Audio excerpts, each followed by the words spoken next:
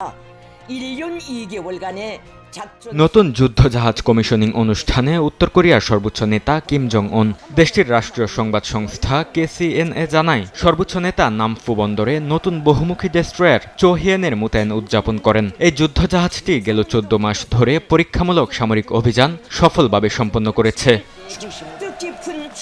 অনুষ্ঠানে বক্তব্য দিতে গিয়ে কিম বলেন উত্তর কোরিয়ার নৌবাহিনীকে দ্রুত আধুনিক ও শক্তিশালী বাহিনীতে পরিণত করতে হবে। আগামী 5 বছরের মধ্যে প্রতি বছর অন্তত 2টি করে 5000 টন ওজনের যুদ্ধজাহাজ নির্মাণের নির্দেশও দিয়েছেন তিনি।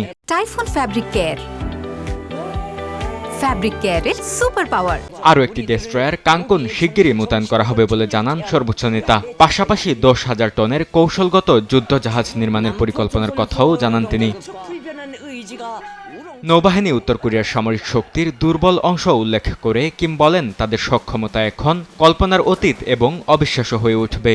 আধুনিক নৌঘাঁটি নির্মাণ অত্যন্ত জরুরি ও অপরিহার্য কাজ হয়ে দাঁড়িয়েছে উল্লেখ করে কিম বলেন এ লক্ষ্যে পার্টির কেন্দ্রীয় কমিটির বৈঠকে নতুন নৌঘাঁটি নির্মাণের পরিকল্পনা নিয়ে আলোচনা হয়েছে।